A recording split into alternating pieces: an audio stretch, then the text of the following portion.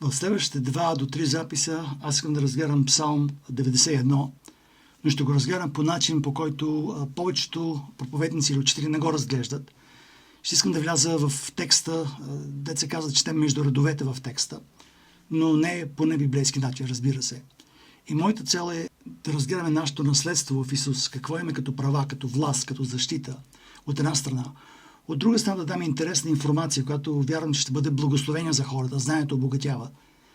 И от друга страна искам малко да оправя християнската философия по отношение на страдание, на мъки, на гонение. И накрая искам да разгледам темата, която е най-болезнената тема в християнството. И това е темата на адикцията. И аз вярвам, че чрез този псалм, ако го разгледаме правилно и се вникне дълбоко в това, като псалма говори и скритите неща в псалма, ние ще може да видим път на освобождение и път на разбиране на Божията воля за нашия живот. И може да се стигне от тази така наречена неограничена вяра. Тоест, нищо не може да спре твоята вяра. Не става просто за чудеса и знамения. А неограничена вяра в твоето стоене пред Бог. Вярата, която имаше Даниил, вярата, която имаха Сидрах, Месах и Авденаго, вярата, която имаше Павел, която имаше Петър, която имаха всичките апостоли, които бяха готови да умрат за Бог. Тоест, нищо не може да застане между теб и между Бог. Няма значение какво е. Твоята вяра не може по никакъв начин да бъде повлияна или да бъде нарушена и ти да се откажеш. Сега аз ще прочета Псалм 91 след малко, но първо искам да ви кажа какво ще разгледам днеска. Псалмът е уникален. Ако не сте го чели, аз ще го прочета, но може да спрете записа, да си го прочетете така за обща култура, ако не сте го чели наскоро, да, разбира се. Но псалма, първото нещо, което аз ще разгледам е, този псалм показва какви са условията за Божията протекция. Едно.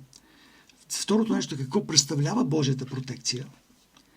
Третото е какво е граница на тази протекция и какво е абсолютното обещание на Бог в този псалом. Това звучи много абстрактно, но когато стигнем до него ще го разберете. Ще мога да го кажа по-ясно. Също в този псалм има 10 различни личности, които се появяват. Има 5 демона, които са в псалма. Сатана, разбира се. 2 човека, Бог Отец и Исус Христос. В този псалм се разглеждат 4 вида божествена протекция, в който 3 са показани по-ясно, 2 са смесени, но е уникално да го видите, тази протекция. Защото това е псалма на протекцията, 91 псалом. И също в него има пророчески елемент, който аз съм почти сигурен, че много малко от вас са го чували.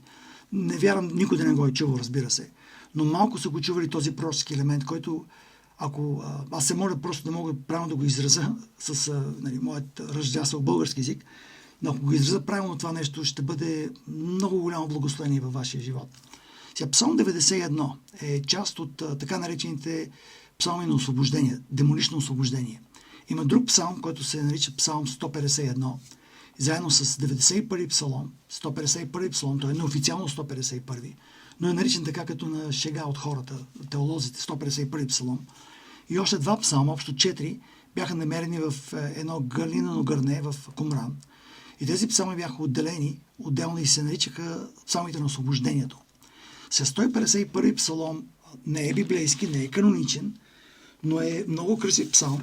И един пасаж от него, ще ви го прочета много кратък, казва така: Сатана да не владее над мен, това е молитва, нито нечист дух, нито болката, нито злата склонност да завладеят костите ми, защото ти, Господи, си моята хвала и на теб се надявам цял ден.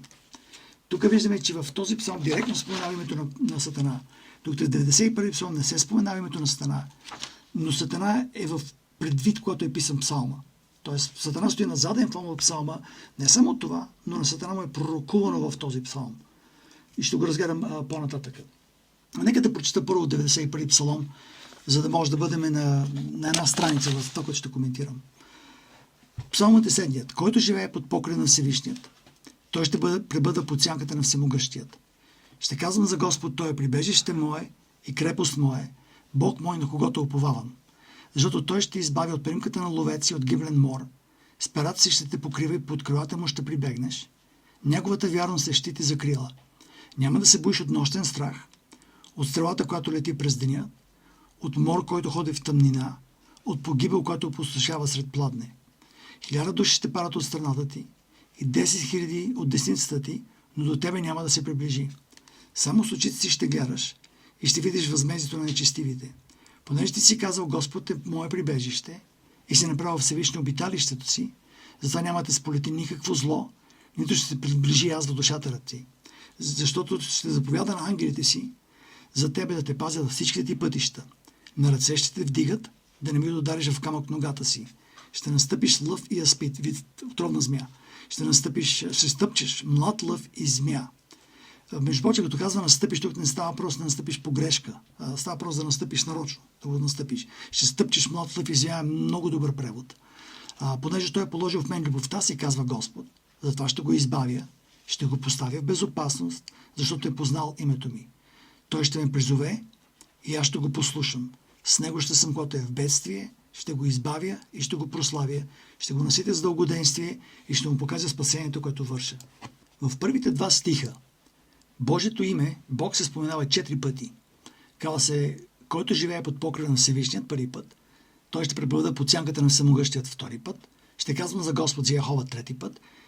Той е прибежище мое, крепост моя, мой Елохим 4 път, мой Бог, на когото уповавам. 4 пъти в първите 2 стиха се споменава. И първото нещо, което ще разгледам, е това, че има условия за божествена протекция.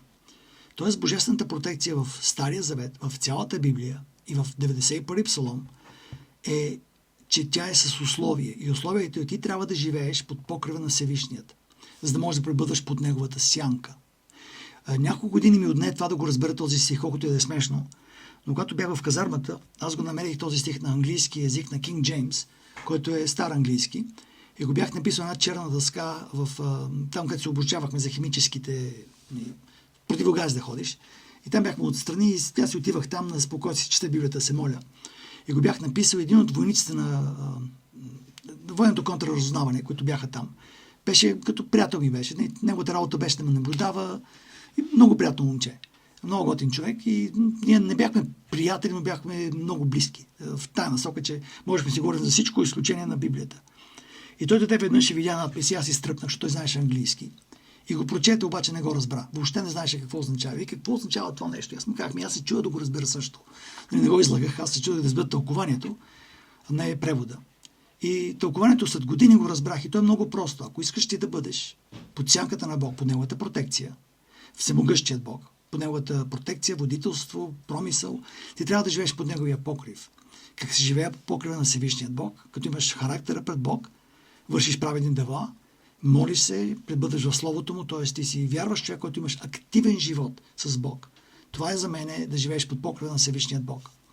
И тогава ти ще можеш да кажеш, той е прибежище, моя крепост, моя Бог, мой, на който уповавам. Ако ти не живееш под покрива на Бог, ти не можеш да го кажеш това нещо. Тоест ти се самозаблуждаваш. Както Исус го каза, ти си като човек, който е построил къща си върху пясък и всичко изглежда добре, всичко е точно, докато дойде бурята. Значи, ако искаме да имаме протекция от Бог, ние трябва да изпълним първото нещо, да живееш под неговият покрив, да бъдеш в близка връзка с Бог, близко присъствие с Бог. Да не вършиш грехове, които да те отдалечават от него, да отварят врати на демонични атаки, да нямаш поведението към други хора, което е грешно поведение на качествени на атаки, на завист, на злоба. Те смяташ, че си толкова праведен и толкова свят, че Господ направо пляска сърце, като те види. А всички други хора, които са около тебе, не са толкова святи и толкова. Тази гордост, религиозна гордост отваря много врати на демонични атаки в живота ни. Сега нека да разгледаме 10 личности, които са в този псалм. Първата личност, първите 5 личности са демони. И те не се виждат на пръв поглед, понеже български език не е същият като еврейски език, арменски език, който е 1000 години преди Христа. Тоест езика, който евреите говориха тогава. Думите, които те използваха, тези думи имаха друго не значение, а второ значение, друго трето значение, които им показваха, че когато се говореше за тези личности, които ние ще ги изброя, ние ги споменаваме от повърхностно. За тях това бяха истински същества, демонични същества. В еврейският ум, в ханаанският ум, в хората, които живееха там, когато се казваше това име, те го свързаха това с демонично същество. В 3 стих се казва, ще те избавя от примката на ловеца. Това е един демон. Вторият е от гибелен мор. Това е като епидемия, като болест. С перата си ще покрива, по която му ще прибегнеш, неговата вярност се ще те закрила. Няма да се боиш от нощен страх. Третия вид демон. От стрелата, която лети през деня, 4-ти демон. От мор, който ходи в тъмнина, това е същият като втория демон. И от погибел, т.е. бедствия, които опустошават посред пладне. Това са 5 различни вида демони. Сега, този демон, на който аз ще се задълбая малко повече, това е демонът на нощният страх. Ние ще ги разгледаме и другите. Този псалм, между прочим, не работи по ред, а работи по тематика, по теми. Нощният страх. Няма да се боиш от нощен страх. Първото нещо, което това е в човешката натура. Има страх в хората, има страх от нощта, от тъмнината. Атеистите ги е страх от тъмнината. Няма значение дали вярваш в Бог или не вярваш в Бог. Ако си в тъмнината, ти ще е страх. Един атеист, ако минава в гробищата през нощта, ще го е страх. Той не вярва в духове, той не вярва в призраци, не вярва в нищо, но ако знае, че никой няма да го нападне, няма никой, който да може да направи нещо лошо, пак ще го е страх да мине през нощта в гробищата. А един атеист би го било страх, не всичките, но има някои атеисти, повечето, би ги било страх да спят през нощта сам в пещера. Как го знам това нещо? Аз бях атеист, когато минавах през гробище, умирах от страх. Бях атеист, когато бях в пещерата през нощта, ми беше страх. Не ме е страх от тъмното, но като човек тебе те е страх от неизвестното. Но това е дух. И интересното е на този дух. След това, като ви казвам, съм го слушал от еврейски равуни и от месиански евреи. Тоест, евреи, които не вярват в Исус Христос и евреи, които вярват в Исус Христос. И съм го слушал от няколко от тях и казват следното нещо. Много интересно. Е, че когато са двама човека или повече, този демон, неговата сила качели отслабва. Това е много странно нещо. Ако някой иска да ме критикува и да ме напада или да каже, виж и това доказва, че той говори за ереси, ти е вратата. Това може да го правиш. Но на майтап го казвам. Сега, когато сте двама човека в стаята, е много по-слаб страха, ако човека е сам. Когато двама човека върват вечерно време, освен ако някой няма да нападне физически човек, страхът е много по-малък. Пак може да дойде страх. Даже двамата може да се шашкат един друг, един да плаши другия. Но страхът е на много по-малко ниво. Този демоничен нощен страх, те го свързваха с различни, т.е. сакъбъс на английски и инкъбъс, такива демони през нощта, които идват и могат да изнасилят човека в сънят му. Хората го преживяват в момента. Има го този феномен. Човека спи, събужда се и не може да се движиш. Вкачи си парализиран. Твоят ум работи, ти си в пълен ужас, но ти не можеш да направиш нищо. Това, което можеш да направиш, между прочим, е да викаш кръвта на Исус да дойде. Това е много рядко срещан демон да напада хората, но го има. Почти всеки човек, който съм говорил, има това преживяване на парализиране през нощта. Даже има научен термин, който се казва и точно този sleep paralysis на английски, да спиш парализиран в сънят си. Когато това нещо го изпитваш, пак кръвта на Исус, изповядваш, рано или късно се отпуснеш и избяга. Първите няколко пъти, когато се противяваш на този демон, между прочим, демона може да се подиграва и да каже, няма да стане, не ми говори тия неща, продължавай да го правиш, ще го разкараш. Същия този демон е свързан с изнасилване на хора в сън. Това не е физическо изнасилване, т.е. нямаш тази травма, която остава в тебе. Но в много хора се появява този страх. И някои от тях, даже аз знам, съм говорил с служители, които са го преживяли това, остава в тях този срам и тази, като това нещо може да ми случи на мене, как е възможно това. Кръвта на Исус предпазва. Тоест не се притеснявайте, това нещо, което говоря, няма да ви случи до вечера, но може да се случи на хората. Друго нещо, което е свързано този демон също е с открадане на деца от утробата на майката. И това е феномен, който е медицински феномен, който жената е бременна и без кървене и бебето изчезва. Аз лично не вярвам, че този демон го прави това нещо. Не го смятам това. Но ви казвам какво хората го свързваха това с този демон. Тоест, че имаше същество, което те смятаха, че през нощта те плаши, може да ти дава кошмар, да те парализира и да те насилва. И Библията казва, че ти няма да бъдеш тормозен от този нощен демон. Има друго нещо и този демон може да бъде свързан с кошмари. Има много вярващи хора, които преживяват кошмари в сънищата си. Имат тежки сънища, напрегнати сънища. Това трябва да го знаем, че този демон, ние сме предпазени от него. Тоест, ако ти преживяваш кошмари, ако изпитваш кошмари, ти имаш обещана протекция от Бог да го прекрати това нещо в твоя живот. Тоест, изпитваш ли кошмар, може да стъпиш върху този стих и да кажеш, няма да се боиш от нощен страх, аз го имам това обещание в живота ми. И може да се противиш на този демон, може да го вържеш, може да го гониш, какво ще прави. Но този нощен страх, ти не си подчинен на него. Той няма никаква власт над тебе. Тоест, от днеска, тази нощ, когато слушаш този запис, когато си легнеш, си легни със съзнанието, че ти имаш обещание от Бог, конкретно, през нощта да не изпитваш страх. Било от тъмнината, било от демони, било от шумове, било от полтергайсти, било от кошмари, няма значение какво е, няма да се боиш от нощен страх. Следващият, който е демон, е стрелата, която да лети през денят. Няма да навлизам дълбоко в това нещо духовно, понеже директно може да се разгледа като проблемите през деня. Човек през деня, едно време хората ги беше страх през деня, когато върват, да не би да бъдат нападнати от засада. А от засадата, когато се нападнат, това, което става първото нещо, което идва до тебе е стрелата, второто е копието. Разбира се, имаш и прашки и камъни, но това са нещата, които те нападат. И тази стрела, която лети през деня, идва неочаквано. През деня хората, ние имаме този страх. Не говоря тук за проблемите, които са истински проблеми. А този страх в нас, че нещо ще стане. През деня има хора, които имат това безпокойство. Окей, 9 часа сутринта започнаха бизнесите, сега да видя какви имейли ще имам. Това обаждане идва, този ме притеснява. Този страх, който имаш от стрелата, не трябва да го имаш. Не трябва да имаме този страх, паника, ужас от нещо, което може да се случи. Тоест, ние си имаме зло през деня. То ще дойде. Но не трябва да се страхуваш от него. Не дай да се страхуваш от стрелата, не се да се страхуваш от нощният страх. Ако имаш проблеми, Бог ще ти помогне. Това е друго нещо. Ние говорим тук не само за това, което ще дойде, а за самия страх от това, което ще се случи. Не трябва да страхува от мор, който хори в тъмнина. Това е болестта в тъмнината. От погибел, когато бесия, които се посред пладне. Тоест, се казва, този демон, който е на епидемията, и ковида, която беше, и този погибел, който идва и опустошава през деня, земетресение може да бъде, катастрофа, всяко нещо. Не да се страхуваш от тези неща. И той го казва това нещо, че ние ще бъдем пазени. Имаме тази протекция. Той каза, 1000 души ще паднат от страната ти, 10 000 от ясна страна, но до тебе няма да се приближи. Само с очите си ще гледаш и ще видиш възмездието на нечестивите си. Понеже ти си казал, Господ е мое прибежище и си направил Всевишния твоето обиталище, затова няма да сполети никакво зло, нито ще дойде язва душата ти. Сега искам да разгледам тези обещания, които аз казах, от друга гледна точка. И това нещо може да има потенциал да промени живота на човек и неговата психика, ако вникнем в това нещо. И това е много важно. Когато погледнем в тези стихове, 1000 души ще паднат от страната ти, 10 000 от десницата ти, само очите ще гледаш, няма да сполети никакво зло, няма да се приближи язва душата ти. Когато го четеме това нещо, ние знаеме много добре, че това не се изпълнява винаги. Ние знаем, че Исус каза, ще дам пример, пророк Исаия го удраха жив и го убиха. Исус каза, от Авел до пророк Захарий, който го убиха много зверски, много пророци бяха избити. Тези пророци бяха близко до Бог. Те живееха под неговия покрив. Те бяха под неговата сянка. Езавел изби 1000 от тях. Колко хора са умирали, вярващи хора, справедни хора. Колко от апостолите, 11 от тях бяха убити, зверско убийство.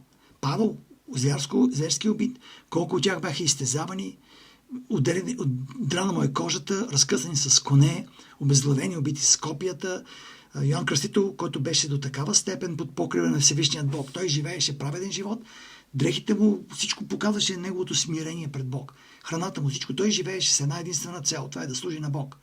Да докара Месията, да служи на Бог. Това беше целта. И какво стана с този човек? Беше убит така на майтап, защото царя се беше попинал малко, искаше да предложи на дъщерята на жена си, че може да му стане царица, ако иска. И този сексуален демон, който беше в този човек, повляза убийство на Йоан Кръстител. Тогава се получава този парадокс. Или Бог излъга и обещава нещо, което няма да стане в този псалом, или този псалом беше написан от хора по-човешки и то стане е библейско нещо, може да го изхвърлиш. И много хора нападат Библията върху този псалом и се казва, пише, няма да ще паднат, 10 000 ще паднат, само ще гледаш, няма да сполети никакво зло. Колко хора умряха от COVID. Един от любимите им проповедници, Дейвид Полсън, уникален човек, умря от COVID. Един от първите да умря от COVID.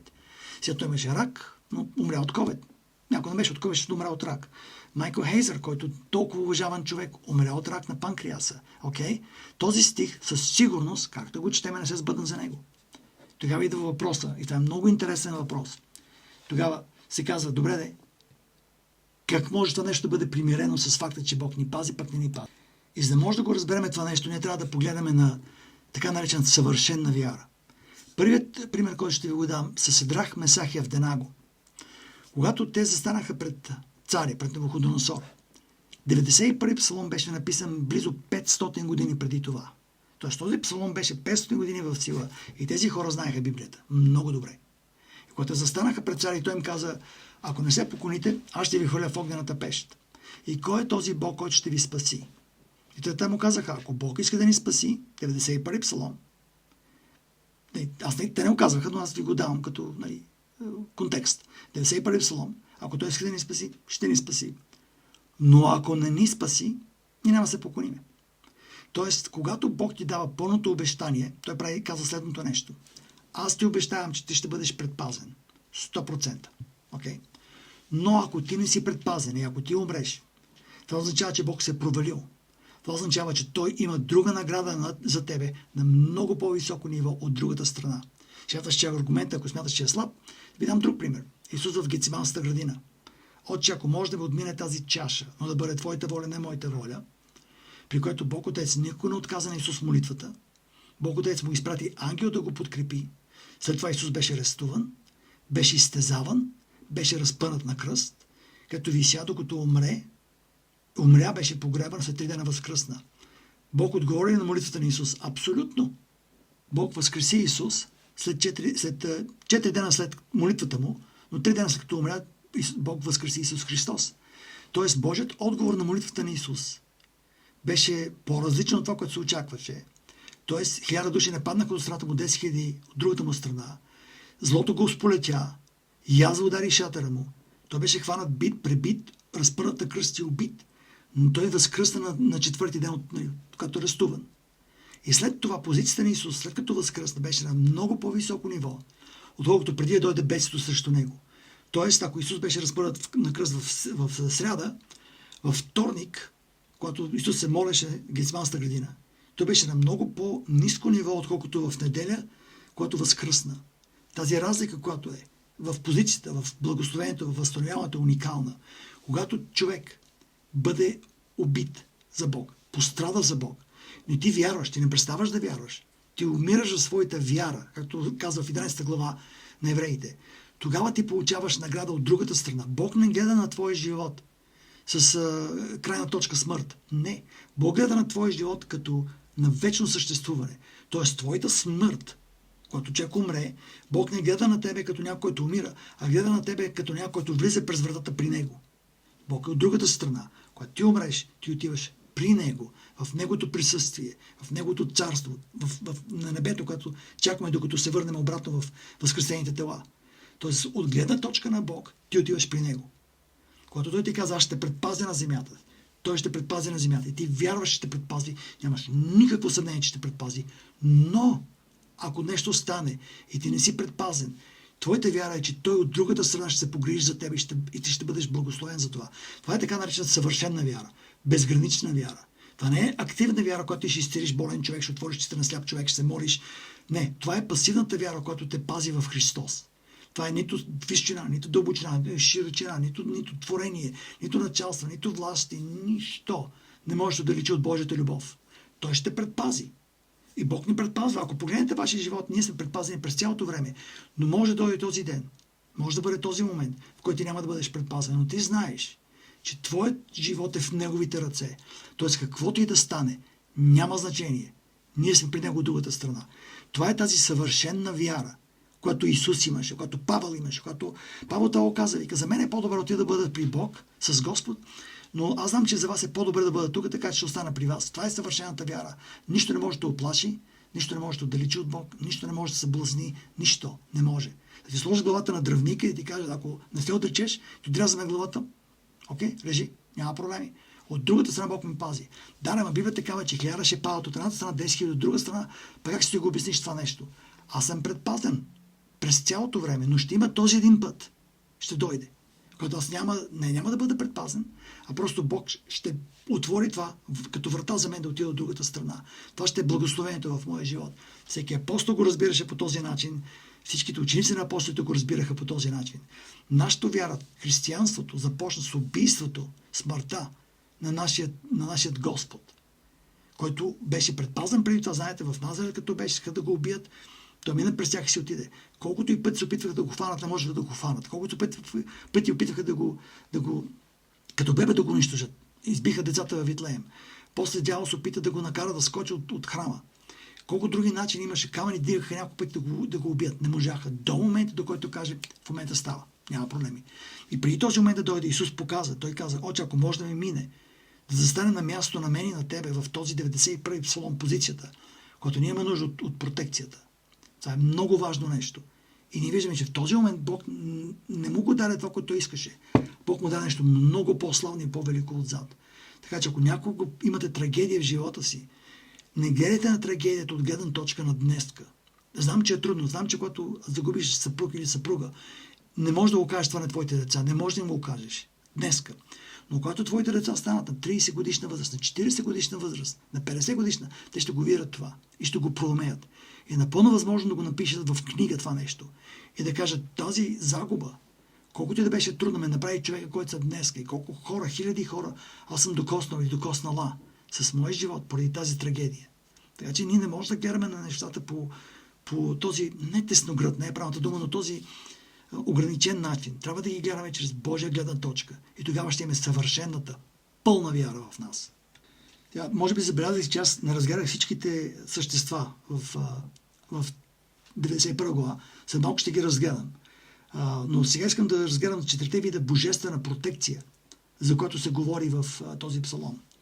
Първата протекция се вижда в 3 стих. Това е много важен стих. Се казва, защото той ще те избавя от примката на ловеца и от гиблен мор.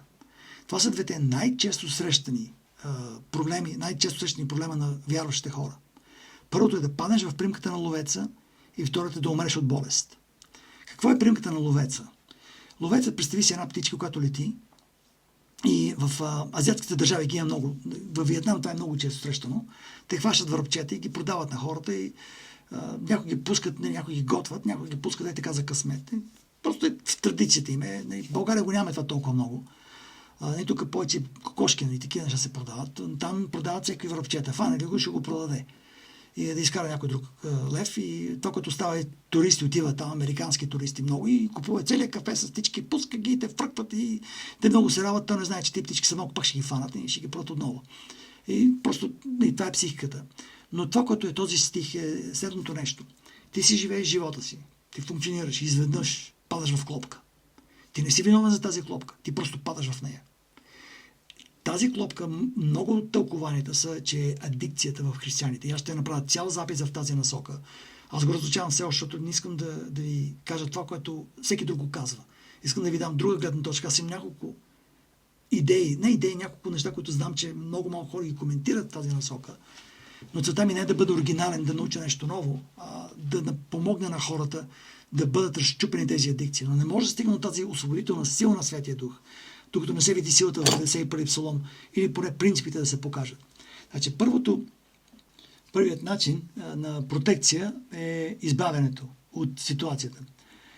Ще ви дам преобразно нещо. Представи си един кораб, на който трябва да се качиш, да минеш от Несебър до Слънчев бряг. И качваш се на кораба. И когато се качваш на кораба, имаш в себе си неспокойство в духът си за нещо. Просто си притеснен през цялото време.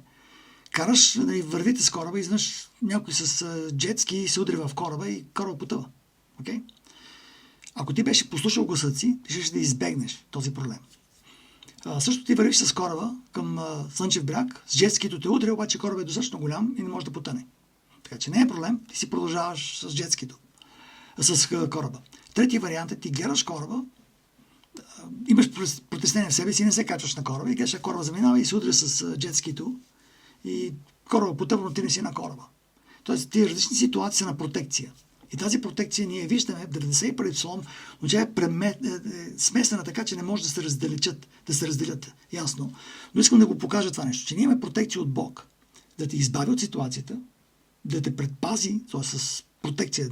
Идва удара срещу тебе, удата нищо не става. И да болестта, ухапвате змията, ужилвате стършила и бъдеш инфектиран с болест. Нищо не става. Ти си предпазен от това нещо. От друга страна обаче, ти можеш да бъдеш предотвратен. Тоест, пчелата идва, стършила идва, ти виждаш и затваряш вратата и то не влиза вътре. Земята я виждаш и избягваш, така че да не може да те нападне. Или настъпваш земята и успяваш да се предпазиш от нея. Това е друг вид протекция. И ние трябва да бъдем отворени нашия начин на мислене, да знаем, че Бог може по много начин да го направи. И го прави. В втори стих се казва следното нещо. Ще казвам за Господа. Той е прибежище мое, крепост мой, Бог мой и на него ще уповавам. После се казва в 4 стих, със своите пера ще те покрива. Под крилата му ще прибегнеш. Неговата вярност е щит. Т.е. като щит пред тебе. И негова закрила, т.е. друг вид протекция. Ние имаме тази протекция около нас през цялото време. Денонощно.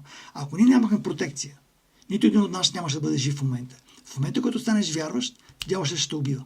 Ставаш християнин, приемаш Христос, умираш. Той няма да рискува ти да бъдеш жив, да можеш да спасяваш други хора. Той не знае ти дали си следващия Били Граем или си следващият Оро Робъртс, който и да е. Следващото тия великите бащи на вярата или жени на вярата. Не се знае това нещо. Така че той няма да рискува с тебе, дявола. Протекцията в предотвратяване е пророческа протекция много пъти. Но понякога може да не е пророческа. Тя може да бъде, ситуацията става такава около тебе, че ти не можеш да го разбереш какво става, защо става.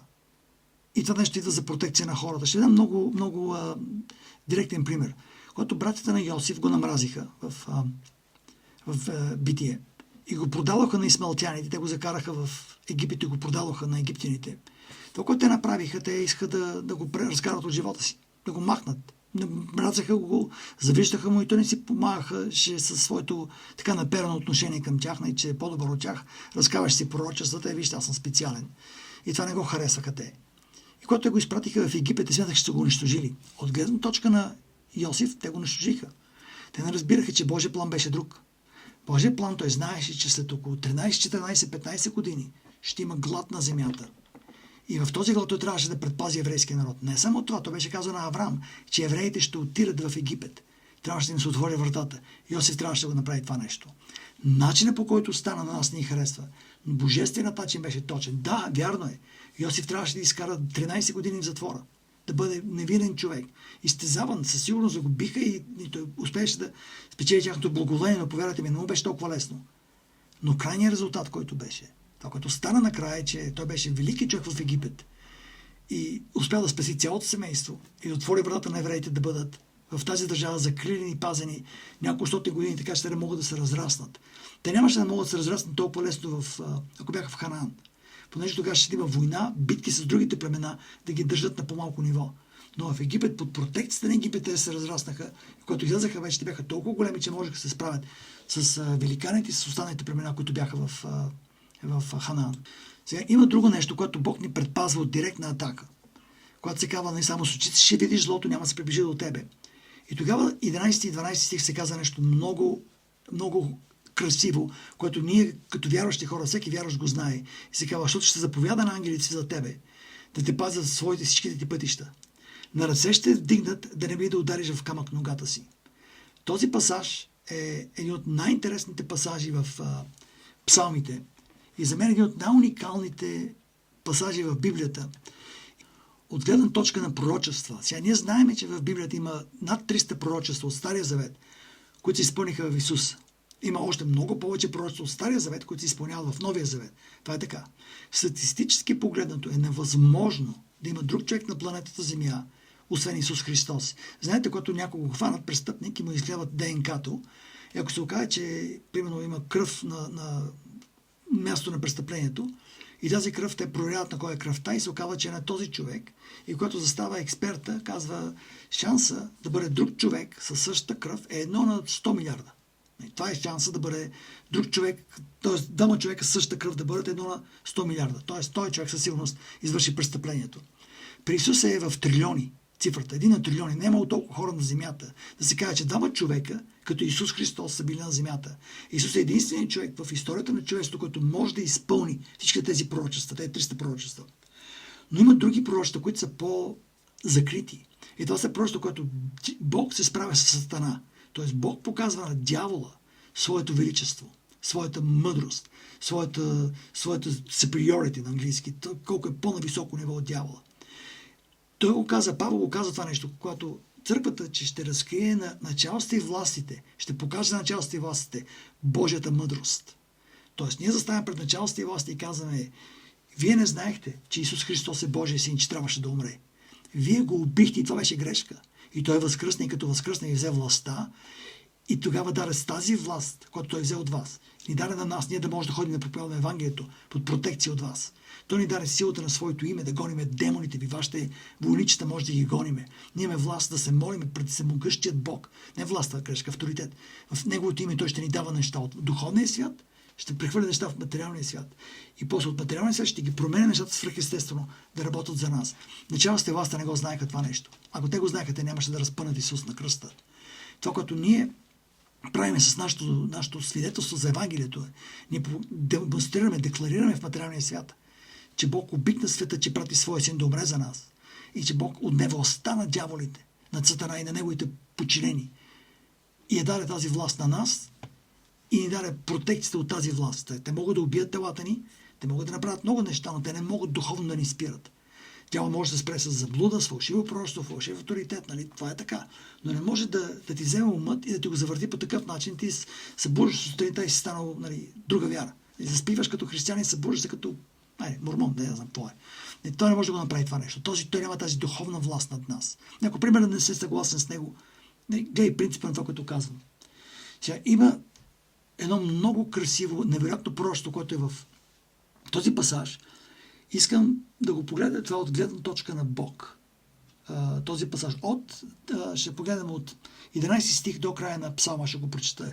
И това е, защото ще заповяда на ангелите си за тебе, да те пазят всичките си пътища, на ръце ще те дигат, да не би да удариш в камък ногата си. И тогава 13 стих се казва, ще настъпиш лъв и отровна змия, ще стъпчеш млад лъв и змия, понеже той е положил в мен любовта си, казва Господ, сега ще го избавя, ще го поставя в безопасност, защото е познал името ми. Той ще ме призове и аз ще го послушам. С него ще съм, когато е в бедствие, ще го избавя, ще го прославя, ще го наситя с дългоденствие, ще му покажа спасението, което върша. 11 стих и 12 стих бяха цитирани от Сатана на планината на изкушението на Исус. Помните, когато той го хвана Исус и го закара, не го хвана, заведе го на крилото на храма и му каза, що не се хвърлиш долу, защото в този псалом, който учи хората как да се бият с демоните, този псалом на протекцията, на предпазването и на освобождаването, казва, че Бог ще каже на твоите ангели да те пазят. На ангелите да те пазят. Окей, скочи да им ще предпазват. Ако си Божия син, ще предпазват. Ако не си Божия син, ще знаем дали си Божия син, не си Божия син. Горе-долу се опита да направи също съмнение, което в Ева. Верно ли, че Бог казва това нещо? Той се опита по този начин да го каже на Исус. Прояви се пред хората. Това, което Исус му отговори, не знаете, че той му каза да не изпитваш Господ, твоя Бог. Когато Сатана го цитираше този стих, той беше прочел следващия стих, който се казва, ще настъпиш лъв и отровна змия спит, ще стъпиш млад лъв и змия. И много проповедници, които коментират този пасаж, казват, ето виж, дявол прочете тези два стиха, но му прочете следващия стих. Отговор е много прост. Дявол не знаеше следващия стих какво означава. Когато Сатана цитираше 91-и псалом на Исус, 13 стих, ще настъпиш лъв и аспид, ще стъпчиш млад лъв и змия, в главата на Сатана не се отнася за него. До този момент, ако четете Библията, никъде Сатана беше сравнен с лъв и никъде Сатана беше сравнен с отровна змия. Сега, ние знаем, че Сатана беше змията в Еденската градина, това го знаеме. Но дяволът не беше сравняван. В Новия Завет ние в момента го сравняваме с змия. Исус, между прочим, цитираше този стих, който каза в Лука, дава ми власт да настъпвате на змии и скорпиони. Ще казвам змии и гущери. Змии и скорпиони. Давам ви тази власт. Тази власт да настъпваш. Думата в еврейският език, аз ви го казах. То не е просто да стъпиш без да искаш. Упс, извинявай, опа. Не. Ти настъпваш, стъпваш, т.е. находиш му по главата, настъпваш, скачаш върху главата му. Това е идеята на този стих. Ще настъпиш лъв и аспид, ще стъпчеш млад лъв и змия. Между прочим, в 13 стих, когато се казва лъв и аспид, думата лъв, първият път, два пъти се споменава думата лъв. Първият път думата лъв не е лъв, а е рикаещото. Този, който рикае. Рикаещият. Тоест той каза, ти ще настъпиш рикаещ. И после и змия. Ще стъпчеш млад лъв, думата лъв е там. И змия. Рикаещият е много интересно, понеже ние сме го чували това на друго място, сме го чели в Библията и това е Петър, който каза, дявол обикаля около вас като рикаещ лъв, търси който да погълне. Това е същото като този стих, същата идея. Сатана, който рикае около тебе. И когато този стих се появи, ще видите малко какво Бог направи. Този стих беше поставен много интересно до този момент, който е протекция. Тоест, аз ще предпазя, ще избавя, ще предпазя, ще избавя, ще предпазя. 13 стих. Ти ще настъпваш, ще ги настъпваш, ще ги настъпваш. 14 стих вече не е настъпване, пак е предпазване. Тоест, изведнъж този стих извън контекст се появи и се казва: аз ще предпазя, ще избавя, ще ги гледаш. Не само това, ще им скачаш върху главата. Между прочим, ако е положи любовта си в мене, пак отново се минава в защитна функция. Аз споменах преди, че в този псалом има 10 същества, които се показват в този псалом. Преди ги разгледахме демоните, които бяха 5 демона. Следващият е Сатана, който се появи в този стихове. Той сам се появи, аз ще ви покажа как Бог директно говори на Сатана в тези стихове. След това в този псалом се вижда 2 човека. Този, който говори, който е Давид, според Септуагинта. И той е този, който го дава пророчески този стих, този псалом. И другото е към човека, към който е изпратен този, т.е. който чува псалма. Тоест, това са 2 различни човека. Давид не говореше на себе си, а говореше на друг човек. В 3-то число и после в 2-ро число му говореше на него, като този и ти се въртяха, но пак ставаше просто за същия човек. Тоест, виждаме 5 демона, Сатана, 2 човека. След това се вижда Бог и Исус. Как се вижда Бог и Исус? В един момент, 14 стих, изведнъж Бог започва да говори в този псалом. До този момент на псалма Давид пророчески говори: който живее под покрива на Всевишният, ще пребъде по сянката на Всемогъщия, ще може да каже, ще те пази, няма да се страхуваш, ще предпазва, 1000 ще падат, 10 000 ще падат, не се притесняй, само ще виждаш, той ще пази от всичко, ще заповяда на ангелите си да те пазят. На ръце ще дигнат, да не си удариш камък ногата си, ще настъпи змия. И тогава изведнъж Бог Отец започва да говори. И казва: понеже Той е положил в мен любовта си, казва Господ, Яхова, затова ще го избавя. Ще го поставя в безопасност, защото е познал името ми. Той ще ме призове и аз ще го послушам. С него ще съм, когато е в бедствие, ще го избавя, ще го прославя, ще го наситя с дългоденствие и ще му покажа спасението, като върша. Това, което виждаме ние, че този псалом, първите 12 стиха са едни. Те са, свършат до ръце, ще дигат, ще удариш камък ногата си. 13, 14, 15, 16 стих се променя. 13 стих става нападателен. Ти ще ги настъпиш змията и лъвът. И после Бог започва да говори, понеже Той сложи в мен любовта си. Аз ще ви дам едно от тълкованията, които е върху този пасаж. Не е мое тълкование. Тълкованието за пасаж е следния. Бог Отец показа на Сатана. Тоест, представете си Сатана, след като Исус възкръсна от мъртвите, чете този псалом. И вижда с този псалом следното нещо. Вижда как Бог Отец му беше говорил на него 1000 години преди да разпъне Исус на кръста. И му каза: един ден ти ще използваш този 2 стиха. За ангелите ще заповядат на ангелите да те пазят. Всичките пътища ще дигат на ръце да не удариш камък на ногата си. Ти ще го използваш този стих. И аз знам, че ще го използваш този стих. И аз ще ти покажа колко съм. Не мога да сравняваме в нива. Аз ще го сложа пред тебе. Както Бог го направи с дявола. Той постави целият живот на Исус Христос като един пъзъл от стотици, хиляди парченца. И когато Исус възкръсна от мъртвите, тогава ние можехме този пъзъл да го събереме. Той каза: девицата ще роди син. Okay? Това пророчество е свързано с друго пророчество, което се изпълни. Но въпреки това в него той кодира. Скри го в това пророчество. Просто за Исус Христос. Когато каза на Ева и на земята, който говореше, и той им каза: ще има вражда между вас двамата. Ти ще му нариш петата, той ще смаже главата. Той кодира и той каза: който ще стане, кой ще го направи Исус Христос. В момента, който даде греха, Бог каза на дявола: така ли? Ти смяташ, че успя да постигнеш нещо. Нека ти покажа нещо, което ти не знаеш. Аз не само съм го видял, аз съм го предвидял. И аз ти казвам какъв ще бъде крайният резултат. Библията казва, Бог се прославя в това, че Той изява края от началото. Той знае какво ще стане. Т.е. неговата мъдрост, неговото знание на бъдещето, умението да управлява бъдещето е част от неговата всемогъщо натура. Той го показва това. И той го показва на дявола: един ден ти ще застанеш. И ще го използваш този стих. Ти не го знаеш това в момента. Ти няма да знаеш, когато го използваш този стих. Но аз ти казвам нещо друго. Когато го използваш този стих, искам да имаш при 2 неща. Първото нещо, което като използваш този стих, ти ще бъдеш сказван от този човек, на който ще използваш стихът. Ще бъдеш смачван от него. И не само от него, но от хора, които той ще даде тази власт. И не само това, но понеже той, тук става въпрос за Исус, е положил в мен любовта си, казва Господ, затова ще го избавя. Ще го поставя безопасно, защото е познал името ми. Той ще ме призове и аз ще го послушам. С него съм, който е в бедствие, ще го избавя и ще го прославя.